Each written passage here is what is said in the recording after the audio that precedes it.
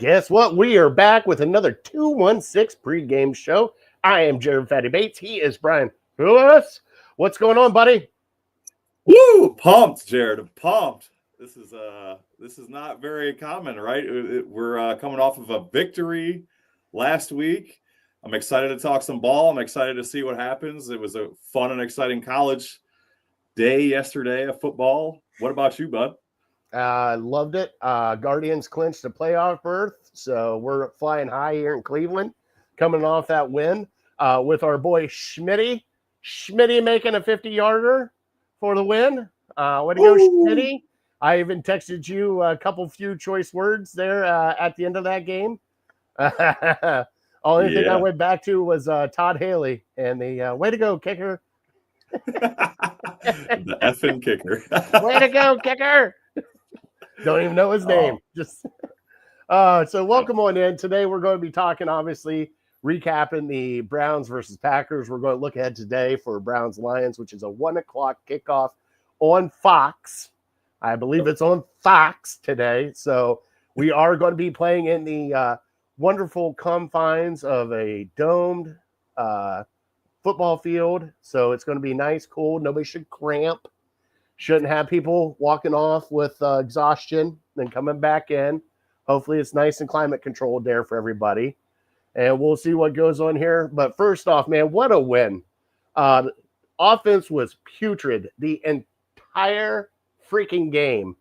And then the last 3 minutes, it was magic. It was Browns magic because normally those don't go for us. We got an interception. Kudos to you on the turnover. High five on that one. We got a blocked field goal. Shelby Harris's big mitt got up there and got a hold of that one. And then we kicked the field goal ourselves. So, I mean, you got to be riding high about this. What did you think about last week's game? Last week, man, that was a tough game to watch. Being down 10-0 felt like we were down 50-0. But I kept looking at it's not like just like the players. I kept looking at the score and I'm like, man, if I could just squint just right, I'm like, man, maybe they could get one drive, but man, I was watching the game from a Browns backers bar in Key West. So that was a new atmosphere for me.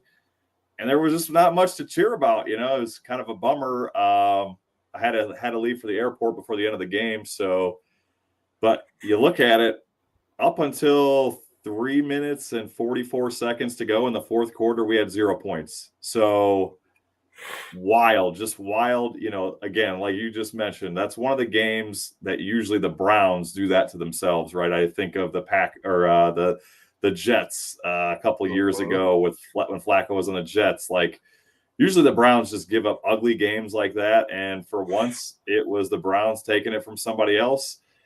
And, as they say, baby, a win's a win. I don't care. It was exciting to watch. It was thrilling. Then you watch a couple other of the games. They also had block kicks.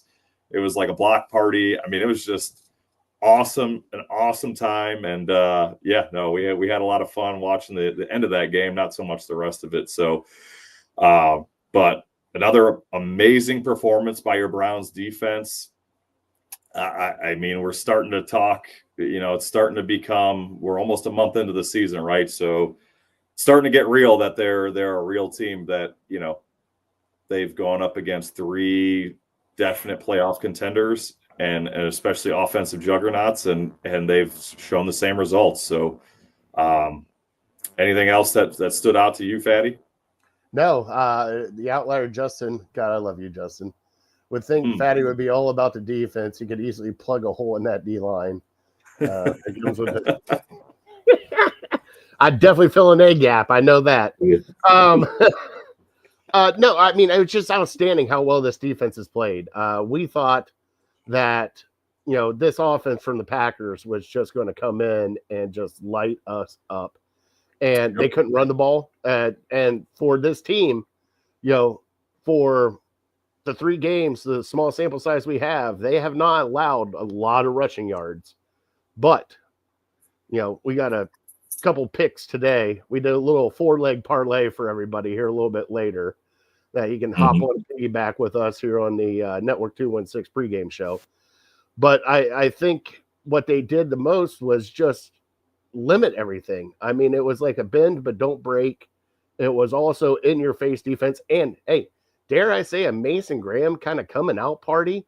It looked like he freaking everywhere that game. Yeah. I mean, you said Mason Graham. I saw a stat this week. He had a 43% win rate on a pass rush. For a defensive tackle, that might not sound that great, right? And if you look statistically, the average defensive tackle has a 9% pass rush win rate. Even Aaron Donald, to give you even more perspective, in his best year was at like a 28, 29%. So only been his third game. I mean, if he can keep that kind of thing up, I mean, we could be talking about perennial Pro Bowler. I mean, potential Hall of Famer. Who knows? You know, the Robin to Myles Garrett's Batman. You know what I mean? Yeah. And I tell you what, with him disrupting up the middle like that, it got a lot of other guys. Alex Wright got into the game. Myles only had half a sack. Schlesinger got in there for a sack. So It was pretty much everybody. And I'll tell you what, with this defense, what I'm kind of most impressed by so far is Carson Schlesinger, man. Like the green dot, being a rookie, coming in and playing like you're playing right now is just unreal what this kid is doing in his rookie year. Do you think that he could win possibly the defensive rookie of the year? The only thing is going to hold him back, I think, is Mason Graham. I mean, at this point, I think they're 1A, 1B. Honestly, Travis Hunter, and I'll want to talk about that in a little bit, but he hasn't really been that great on either side of the ball so far. And, I mean, both of these kids are just putting up really good numbers. I mean, fortunately, when you have Myles Garrett around, you know, it makes your life easier. Jim Schwartz's defense is kind of just like a go get them, go get after it, and not too complex. So it works really well for younger players. But I think if we could be talking, either one of them could be defensive player of the year if they defensive rookie of the year if they keep playing like this. What about you? Yeah, I mean, hey, last week, 6 tackles, 3 assists, 1 sack. So that's pretty much 9 tackles and 1 sack. And, you know, that's for, God, a rookie, especially leading this defense. He's the one calling out the plays. He's the one getting everybody in position. That's definitely a huge thing for him. And, hey, hopefully he can pull it out and get it, because it'd be nice having the defensive player of the year and defensive rookie of the year all on the same team. That it would. For all you Yinzers out there, you guys can all piss off about TJ Watt, by the way. Yeah, he's been a shell of himself all year. The one thing I did notice too, I mean, I think one thing that we really struggle with, especially when I think back to like 2023, even when we had that elite defense, some would have said, the misdirection and the change of side to side that the Packers tried to pull over and over again, which used to haunt the Browns, the defense did really well on. I was impressed. It gives me a lot of hope coming up for this matchup coming up, because that's what the Lions do a lot of well. Yes. Yeah, screw the Yinzers. Gotta love it. Thank you, Tony. Tony and Justin are in here in the chat. You can always chat with us here. We have the chats up. Also, we do have a Twitter poll going right now on our Network 216 page. Will Jerry Jeudy get involved with the Browns passing game today? He had 1 reception for 17 yards last week. As of right now, we are at 65% say yes, 35% say no. We'll catch up with that at the end. Like I said, please stay tuned. We did do a DraftKings 4-leg parlay, one that me and Brian talked about at the beginning. Give you guys a little bets in here, even though, hey, I suck at betting, but I think we got a winner on this one. So hopefully we get that going on. But for the Packers, what was really kind of strange to me is this offense that they had. Jordan Love doesn't turn over the ball. Hadn't turned over the ball in, what was it, like 30 games or something? It's something unreal. And the one thing, and also their wide receivers were kind of hurt, but it was just it was like a shell of their offensive selves. Like our defense just pretty much owned them. It felt like the entire game. They ended up with, let me bring it back up here. Go team stat side. Boom. Team stats, 230 total yards. They had 81 yards rushing, 150 passing, and they were only averaging 3.8 yards a game.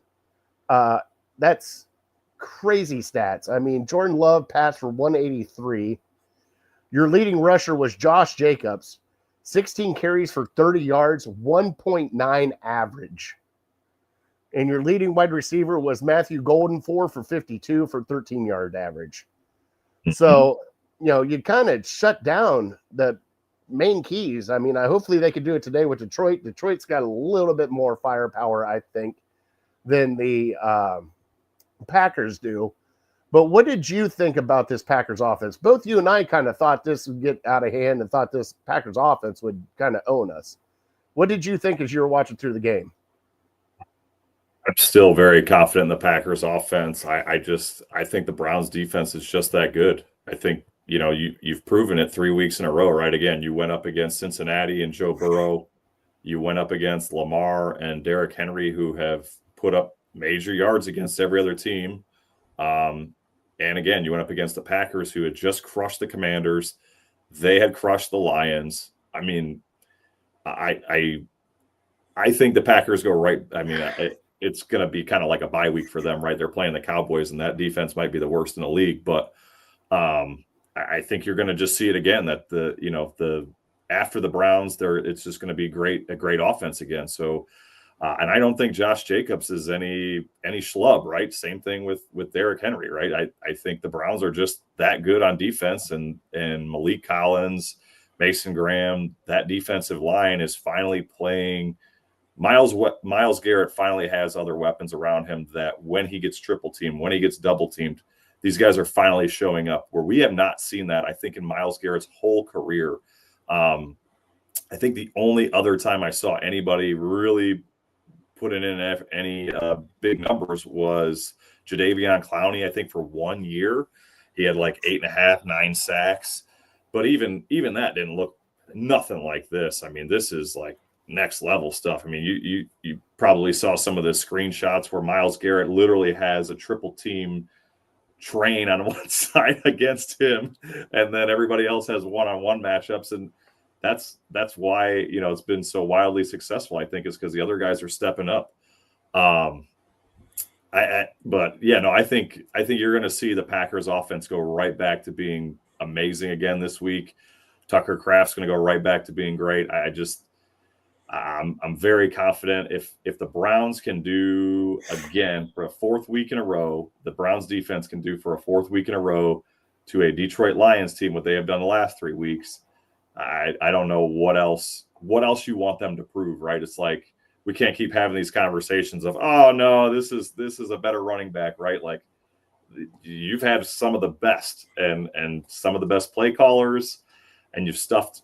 If it's 4 weeks in a row, I mean, that's nothing to stick your nose up at, right? No, that's an elite defense. That's what we call an elite defense. If they do it 4 weeks in a row, that means people are looking at this defense and like, okay, wow, this is legit. Now, the sad thing is we got an elite defense, but we got a piss poor offense. Yep. Joe Flacco looked horrible this game. It looked like he couldn't see the field. There's people wide open that he couldn't hit. The one gleaming thing from this offense was Quinshon Judkins, 18 carries for 94 yards, 5.2 average, and a touchdown. I almost nailed it. I said he'd get around 100. Damn it, I was close. But the good thing is now we have a running game. Bad thing is our passing game is not good at all. Like I said, Jerry Jeudy had 1 catch for 17 yards. Looks like our 2 main guys that we're going to all the time is Njoku and Fanning. Cedric Tillman got the little dropsies. And then other than that, like, man, it's so weird that our defense can be this elite, but our offense can be this bad. And throughout that game, I mean, they were booing Joe Flacco. Booing Joe Flacco. You couldn't hear it down in Florida, but up here in Cleveland. Now, I do have to tell you, if they go out and they get their ass kicked today, I am shipping your ass back to Florida. and you're going to do the shows from Florida for the rest of the year. We're gonna have to get a lot of sponsorships between now and then for be able to afford all these trips to Florida. we'll figure it. You just move down there. I'll just get you a tent, and you just camp there on the beach, and just check in from time to time. Make sure that you're all right and you didn't get eaten by a shark. Yeah, you got it. But this offense has been so bad. I mean, it's stale. It's stagnant. It feels like it's stuck in the mud. It feels like they don't want to throw deep passes at all. And if they do throw a deep pass, I think he's afraid of it. Plus, it doesn't help that, guess what? We don't have any freaking tackles anymore in our offensive line. Dwan Jones got hurt. He's out for the year. Conklin's dragging his right arm right with him, trying to figure out what the hell's going on with him. And now we got one of our 4th, 5th, 6th, tackles. They just signed somebody off the practice squad from the Patriots. We got to get this offense back in shape. And I honestly think it starts with that offensive line. And we got to make either a trade or something to shore up this offensive line. But the bad thing is nobody's going to trade away good talent. So you're not going to get like a cream of the crop tackle. So I hate to say it, we might have to just bandage this thing for the rest of the year. And that's going to suck for us because then you don't even know what you have at left and right tackle. What would you do with this offense? Well, I'll tell you what, I think it goes back. Unfortunately, it's becoming pretty well documented, my disdain for Andrew Berry. But I mean, it's almost criminal, right? To have, think about this. This was the game plan going into this season. We had Dwan Jones at left tackle, who had never played left tackle before. Big question mark, right, at best. Mm-hmm. And after that, no backup plan. Like, as a general manager at one of the most important positions on the team, how do you go in with a guy who's never played left tackle before and also never made it through a season before? How is that your only game plan? I mean, Cornelius Lucas did not play well.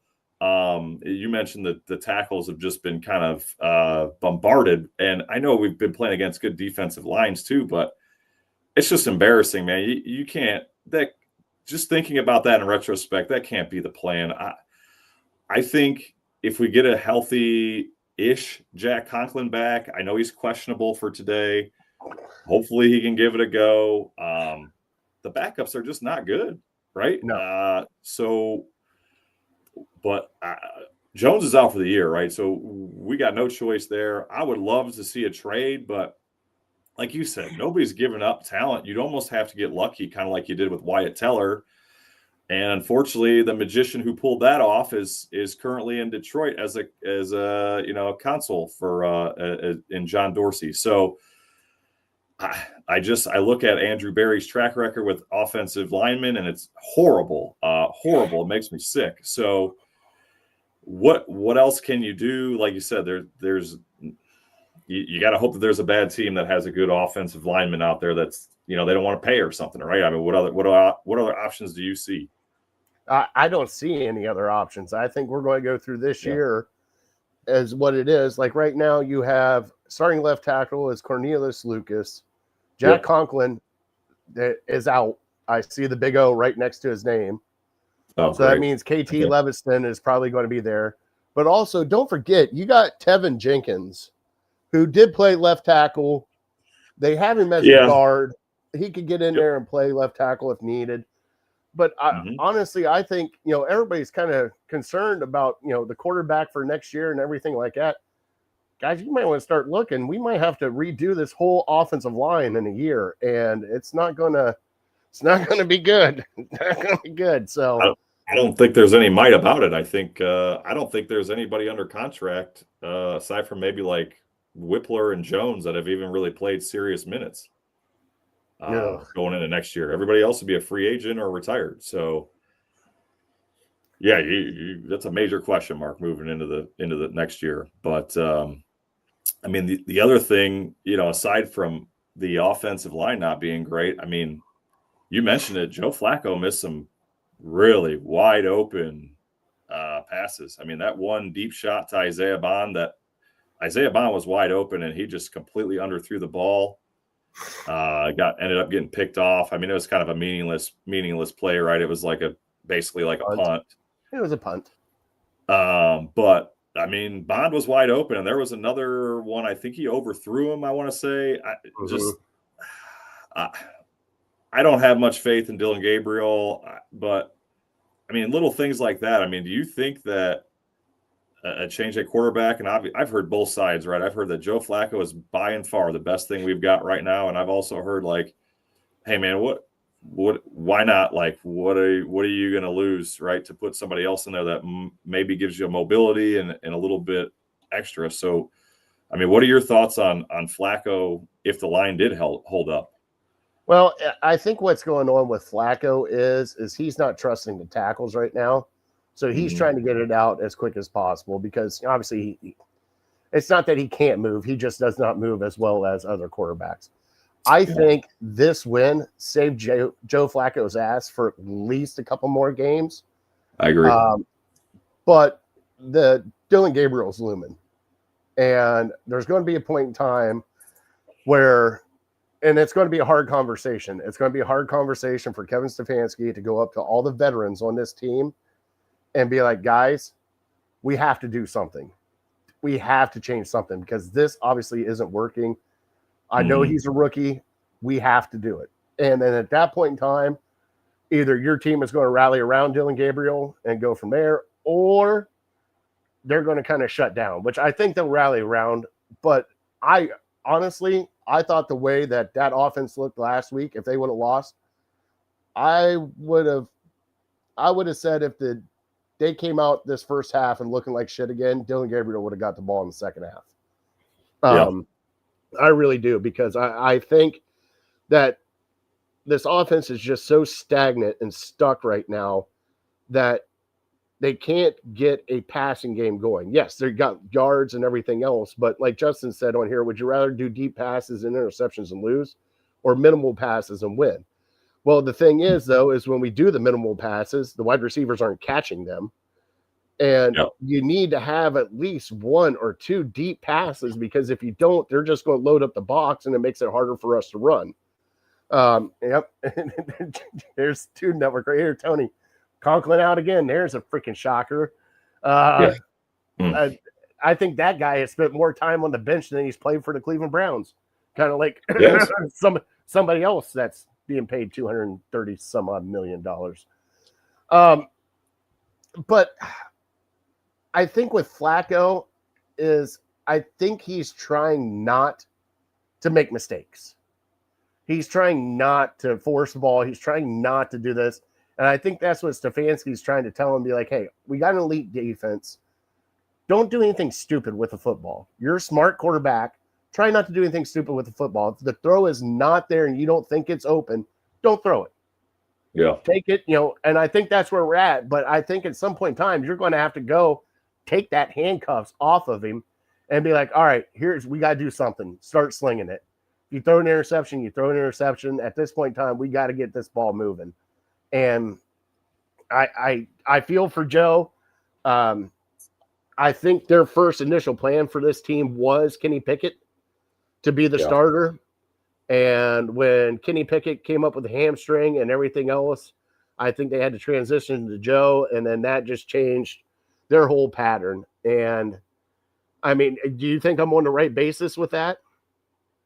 Mary Kay just talked about that earlier this week, and she's pretty dialed in. So it sounded like, you're spot on that they were aiming for Pickett, and they just couldn't get enough out of him because of the injury to see what he could or couldn't give them, right? So they kind of just chalk it up as a nothing burger, right? It was just move him out for the same compensation we got him for, start Joe Flacco, and I mean, I'm sure they're seeing the same things we're seeing, right? In practice, it's just not great. You don't have your wide receivers are also not creating separation. I heard a lot this week that, we're one of the worst, if not the worst in the league for creating separation, which doesn't help. Right. So now hold on. Where'd you get that? Did you watch the tape or did you watch the game? Me? No, I'm just hearing what I heard other people say. Did you hear Jerry Jeudy get into the Browns writer on that? Oh, no, I did not. Oh, God, What that did he was say? priceless. He just said, he goes, it looks like you guys aren't getting really separation out there and blah, blah, blah. He goes, did you watch the game tape? He's like, I watched the game. He goes, well, did you watch the game tape? You didn't watch the game, And it was like, okay, here we go. So this is where we're at now with this offense, is stuff like that. Well, and that's kind of sad. I mean, that's Jerry Jeudy. It's starting to become pretty obvious why Denver was willing to move on from him for such little compensation, right? It's like they knew they weren't going to pay him, and apparently not many people wanted him. So now, unfortunately, the warts are coming out, and you're seeing why. I don't think he's a wide receiver one to begin with. I think really you need another wide receiver in here. But obviously, Joe Flacco is obviously not making that much better either, the 32nd quarterback in the league. So, yeah, just kind of a mess at offense. I did hear some people saying how the Arizona Cardinals won out on Marvin Harrison Jr. That got me a little excited this week, not gonna lie.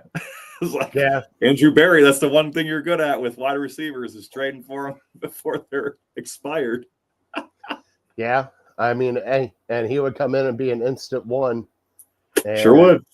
Yeah, that would change a lot of things on this team, but I don't think he's going to pull the trigger on that one. I think they're going to save their draft capital for this draft class coming up.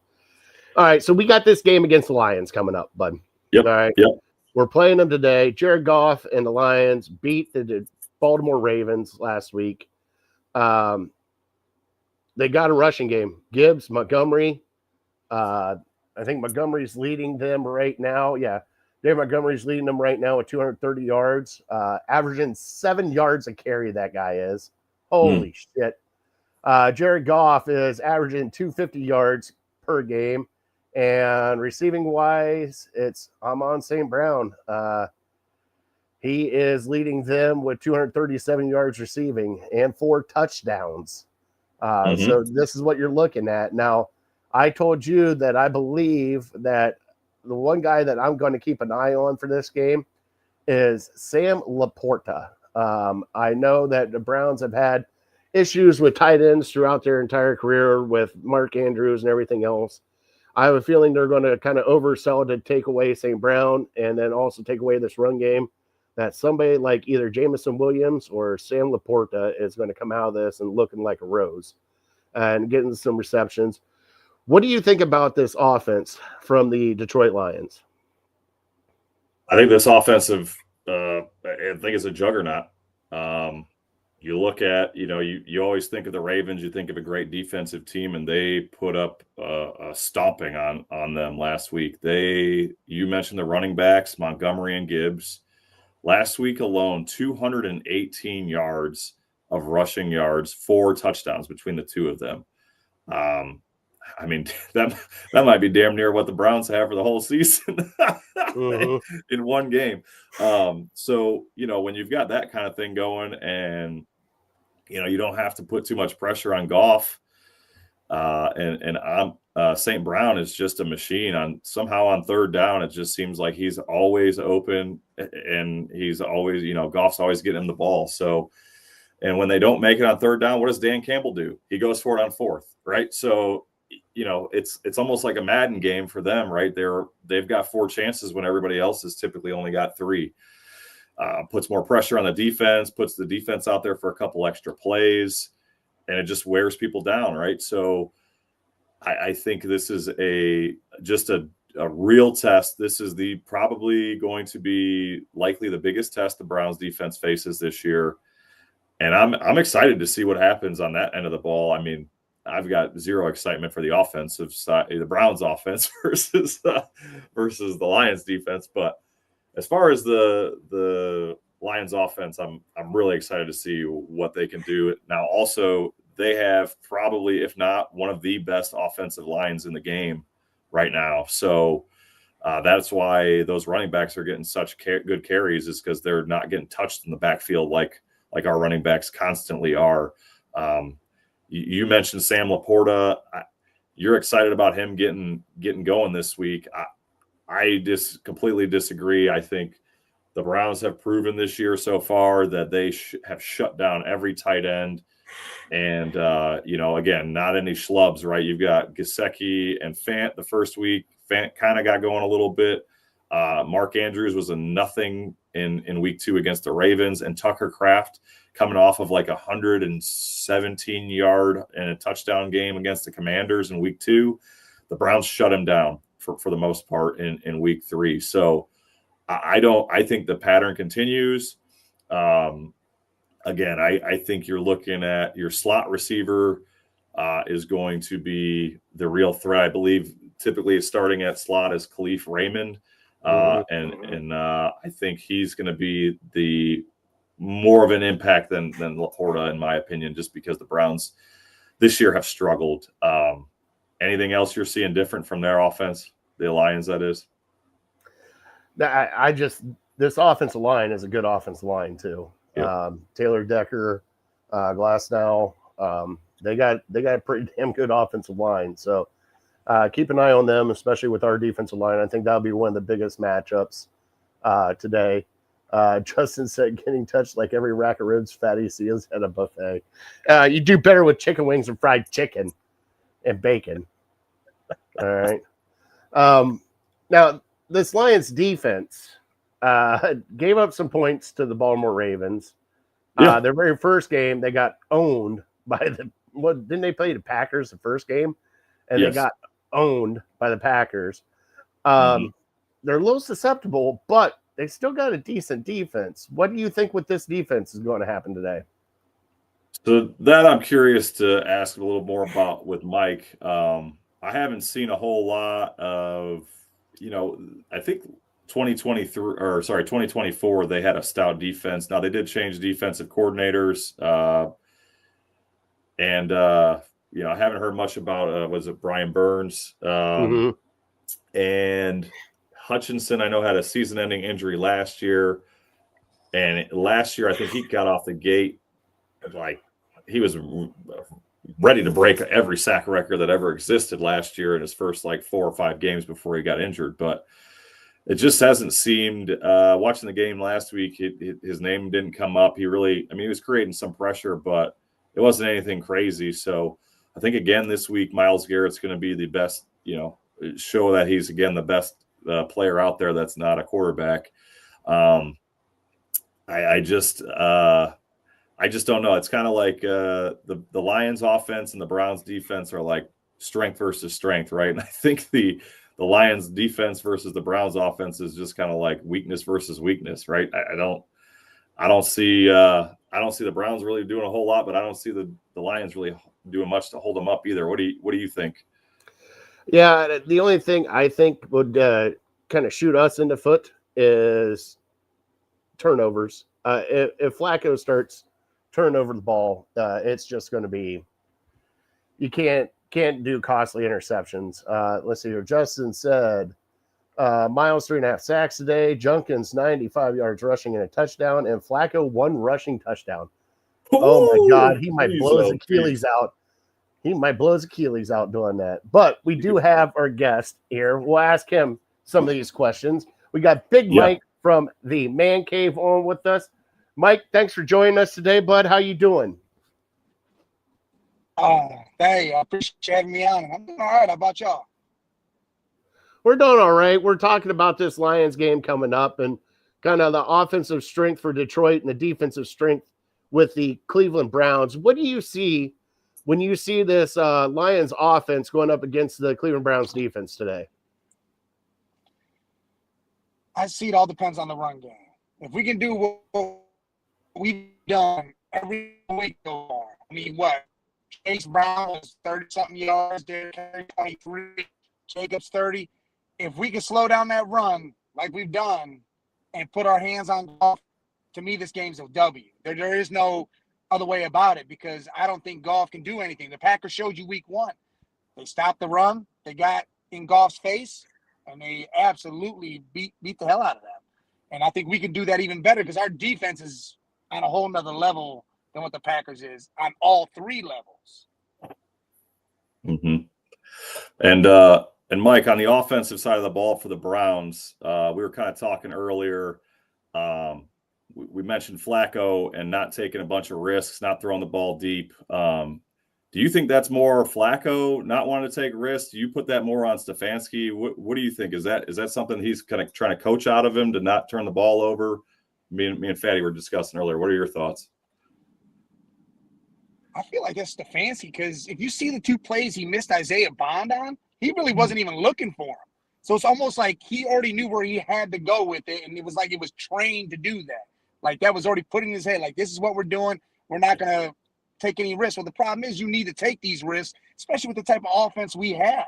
We don't have that high power, gun-ho type offense. Now we see what Junkins is.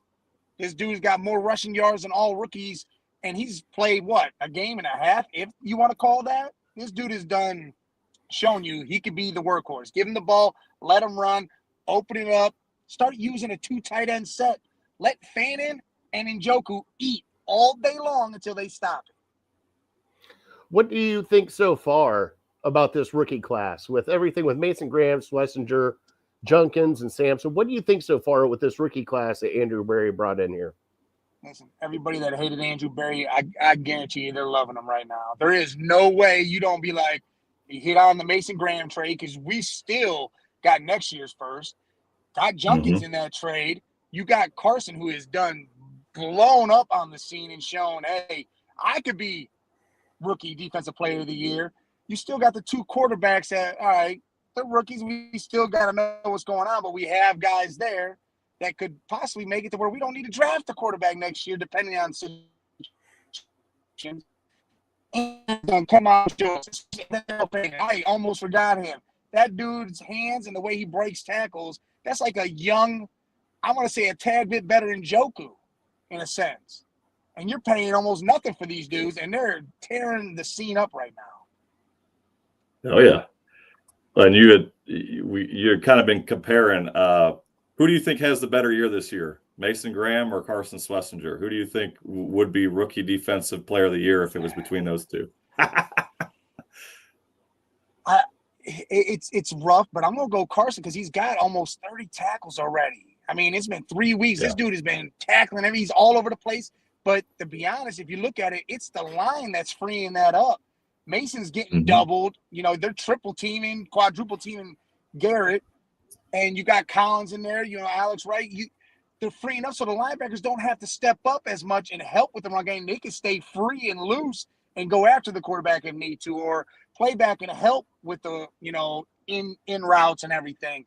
But I still got to say Carson. That dude he's a monster.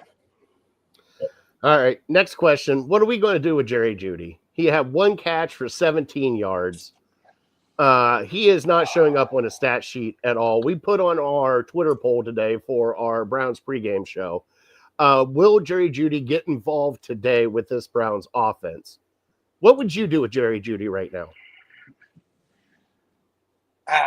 Gosh, it's rough because we've seen what he could do last year, and he was dropping the ball. Imagine if he caught half those passes. That dude would have had 2,000 yards, I would say. I would unload and force him to do something. Hey, it's going to Jeudy. We're going to Jeudy, especially if it gets into that time where, hey, we're getting blown out. For Jeudy, make himself something, because I think it might be psychological. I don't think this is, he's got talent he's got all the talent in the world. It might be psychological, even though he's talking all the shit, when he's on camera, but he's not doing it out there on the field. If we can get something for him, all right, but I don't know if I'm getting rid of him right now, because again, we have no. What are we gonna do? Throw Thrash in there? I'm not keen on that. So you got to keep him, but you got to make him want to be the guy he's talking like he is.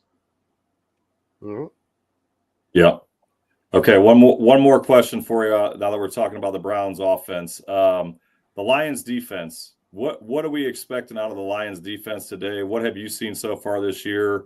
Hutchinson has had a pretty quiet year so far. What do you expect? What are you afraid of? Anything? I don't know if I'm too afraid of anything really, because their secondary looks way weaker than last year because Aaron Glenn isn't there. They're not. Their pass rush is like real weak. They're not getting anywhere. They're not. So now that helps us with. All right, We're got guys just walking in, sitting on the offensive line now because everybody's getting hurt. So that's going to help us, and hopefully it helps Flack relax a little bit. But then that's going to open that lane for Junkins just to, dude, this dude could have a $150 today in reality if we just let him do it. But that's really, I'm not too scared of this defense like everybody used to be. Like the last 2 years, you thought, hey, this defense is ramping up. It can be something. Now it's not. It's just all about their run game. All right, bud. Last question for me, and then we'll let everybody know where to find you at. Okay. All right. We've had DeJuan Jones hurt. Conklin's out again today. What are we going to do about our offensive tackles, bud? Our offensive line is old, and it's looking old right now, and we are just plug and playing tackles in right now. What do you see the future for this offensive line? It's time to do what we did with Joe Thomas, man. We drafted him high. We got a tackle that lasted forever. That is one of the greats, Hall of Fame or everything. We need to use one of these picks next year on a tackle. And I'm talking about don't Jed Willis this thing. I mean, you make sure this guy is the guy. Make sure he's in a prolific offense. And you're like, yeah. Not Jed Willis who guarded Tua. And we need him to be in a high passing offense.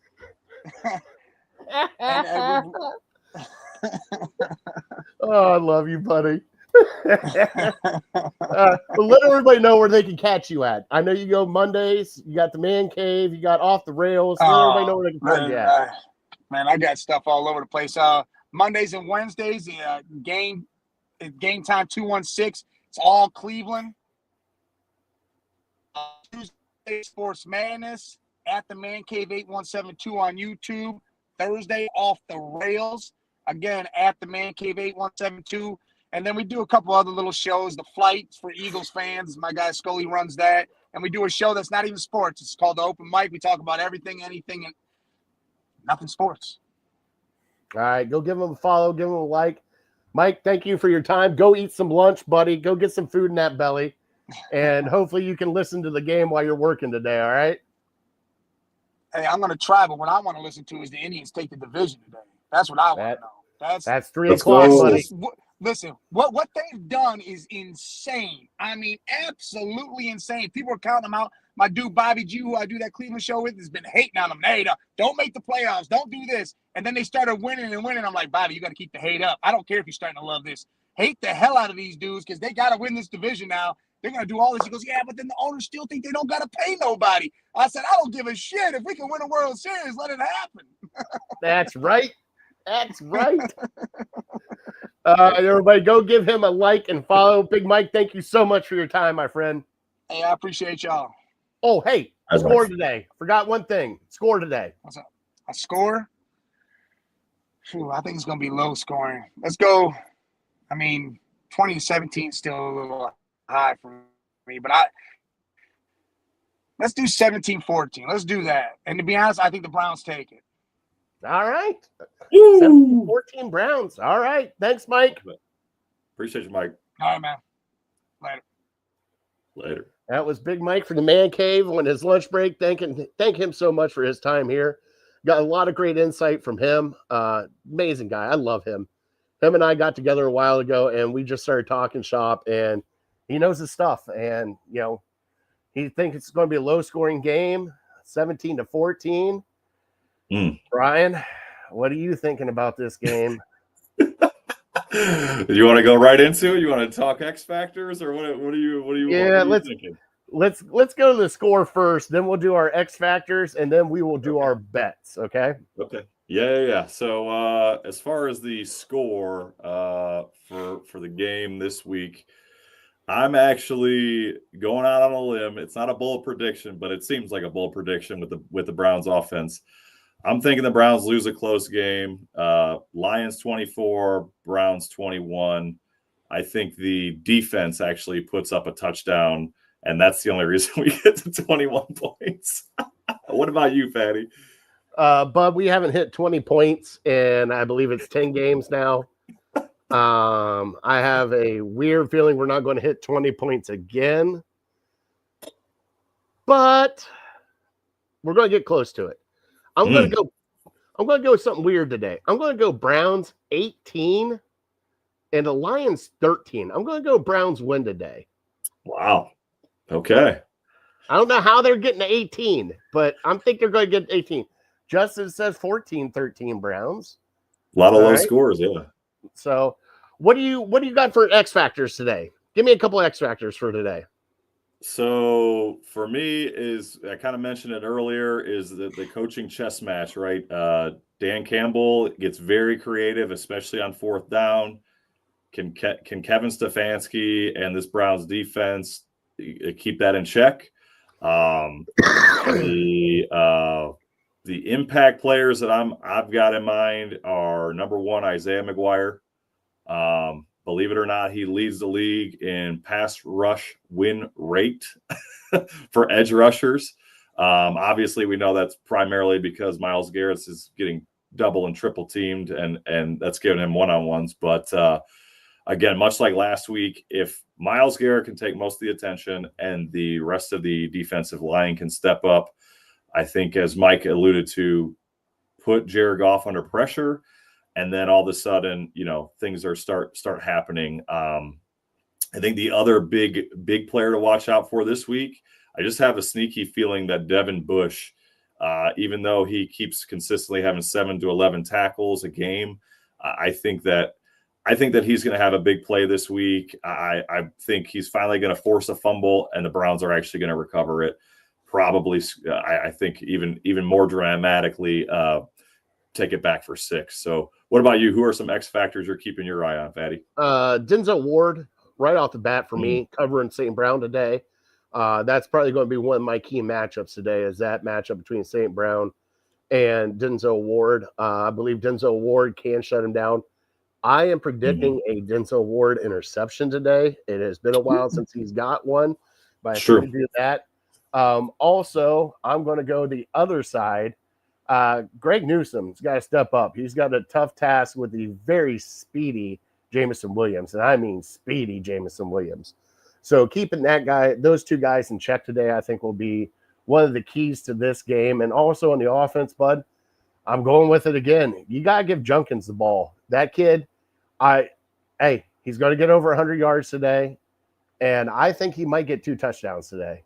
I really do. I think that's going to be my bold take today, is 100 yards, 2 touchdowns for Quinshon Judkins. And then on the defensive side, I'm going to go with that Denzel Ward interception. What's your bold takes for today? Kind of already touched on it a little bit. The Browns finally break that streak of not scoring 20-plus points. I think that ends today. Again, I think that's because of the Browns defense putting up 6 points themselves. The other thing I mentioned, which is going to kind of be crazy considering what we have in our parlay here, I think that the Browns defense holds the Lions rushing offense to under 80 yards this week. I hope they do that, except for the one pick that we have. Yeah, let Montgomery have like 40 of those. Yeah. No, I think, like I said, man, I've just seen it too many times. Like it seems crazy to bet against it at this point. So if they can hold Derrick Henry, Lamar Jackson, Josh Jacobs, Chase Brown, I think they can hold Montgomery and Gibbs, and I think we are singing a different tune come next week. I hope so. Let's get into you said that, one of your buddies said, hey, why don't you guys make some bets? Let's throw together a parlay today. So you and I got together before the show and kind of came together with what we think would be a great parlay today. Now, this is on DraftKings. DraftKings does not sponsor us, but this is what you and I use. And I think we came up with a pretty damn good parlay today, a 4-leg parlay. All right, the first leg of this parlay was David Montgomery over 46.5 rushing yards. He is averaging, I believe, 97, if not more than that. So we got the Montgomery over 46. Then they had the over-under at 55.5 for Quinshon Judkins rushing yards. And we took the over on that one. Now, what do we got for the last two? So the last two, we've got Harold Fannin Jr. He is 30.5. for receiving yards. I think they're going to be paying a lot of attention to Njoku, and I think you're going to see Fannin again eat because of it. And as you discussed earlier, right, that's the only place Joe Flacco's been going. Check down Charlie. He's been hitting Fannin and Njoku on almost every play. So, and the last one to wrap it up, you mentioned you think Judkins is going to have 2 touchdowns, but just to keep it a little more safe, we both agree that Judkins is going to have 1 anytime touchdown. I think that's a pretty safe bet. And that's those 4 picks together are plus 1,300. So I don't think that's anything crazy that could happen this week. I think it's pretty reasonable. Will you have any other thoughts on that? No, and we'll keep track of our bets. Keep that in a spreadsheet over there on your side. We'll keep track of our bets and see which ones hits and which ones don't, so that we know, what to kind of keep with going on. But no, that's about it. And I hope everybody enjoys this game today and enjoyed the victory that we had on Tuesday. Come back. Hey, give us that like, subscribe on Network 216. You'll catch us here every Sunday. Now, next Sunday, programming news. You will not see this fat ass next week. This fat ass will be working. So there will be a 8 o'clock. I think you said 8 o'clock. So I'm still working out the details. I'm going to try and do an 8 o'clock to 9 a.m. Broadcast pregame show. Same deal that we do here. Fatty, obviously you say you won't be here. I'm working on trying to get somebody else to join me. So it's in the works. I've got a couple feelers out there, but nothing 100% yet. I don't think anybody wants to hear me talk for a straight hour. So if I can't find a co-host, we will just skip the week, but things are looking promising. I'm just holding out for some confirmations here. Oh man, they can see you down in Nashville. Damn, Justin. Damn. No, if you do go off at 8 o'clock, I will call in at about probably 15 minutes till 9. Give my X factors and my picks for the game, but that'll probably be the only thing I'll be able to do while I'm at work. So if you hear machinery and stuff behind me. But we'll get you hooked up with a co-host. You just let me know if you need somebody. We'll get somebody in here for the pregame show. Want to thank everybody that chimed in the comments. Tony, Justin, my mom was in here. See that? Look at that. Mom chimed in. Mom was here. Go Browns. Everybody, please, follow that parlay. We think it's going to hit, but you never know. It's gambling. That's why I always put a $2 holla on it. We'll see what happens. Hey, $2 for $28. You can't go wrong with that kind of bet. All right. And we will catch you guys next week. Brian, thank you so much, my friend. We had a blast today. Let's go for a Browns victory today against the Lions. Bud, let's have a good one. Here we go, Brownies. Here we go. All right. We'll see you guys next week. Have a good time. Do it.